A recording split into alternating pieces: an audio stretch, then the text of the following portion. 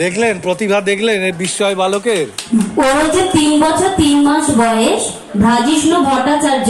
ভ্রাজিষ্ণু কথাটার একটা মানে আছে ভৈরব এবং বিষ্ণুর যুগল, তাই আমরা এটা নতুন নামকরণ করেছি ওর ভ্রাজিষ্ণু। আপনারা যদি গুগল খোলেন তাহলে ভ্রাজিষ্ণু ভট্টাচার্য টাইপ করলে ওর সমস্ত কর্মকাণ্ডই ওখানে দেখা যাবে। ওর টোটাল 4টে ওয়ার্ল্ড রেকর্ড আছে। একটা 1.5 বছর বয়সে India book of record, Asia book of record, আর নিউ হচ্ছে লিমকা বুক অফ রেকর্ড, আর international world book of record থেকে ও সম্বর্ধনা পেয়েছে। এছাড়া হচ্ছে যদি আপনারা ওকে একটা গ্লোভ দিয়ে দেন, ও গ্লোভের প্রত্যেকটা কান্ট্রি ও জানে এবং বলতে পারে, ফ্ল্যাগ বলতে পারে। এছাড়া হচ্ছে আপনার যে কোনো ল্যাপটপও চালাতে পারে। এছাড়া হচ্ছে অলিম্পিয়াডে ও টোটাল 14টা মেডেল নিয়ে এসছে আমাদের ইন্ডিয়ার তরফ থেকে। আর বিদেশ থেকে ওকে লন্ডনে মানে ভালো পরীক্ষা দেওয়ার জন্য লন্ডন থেকে ওকে ডাক পাঠিয়েছে যাতে ও সেখানে গিয়ে হচ্ছে অলিম্পিয়াড পরীক্ষা দিতে পারে।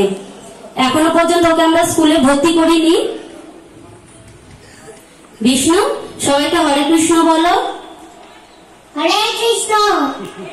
আপনি তো রত্ন বর্মা, আপনার নাম? আমার নাম কাকলি ভট্টাচার্য। আর ওনার বাবার নাম? দিলীপ ভট্টাচার্য। আচ্ছা, একবার কাকলি দি এবং দিলীপদার জন্য একটি করতালি হোক। ওনারা যেভাবে একটা সুপুত্রকে আমাদের সমাজের জন্য উপহার স্বরূপ দিয়েছে, বহু গুণে সুসম্পন্ন।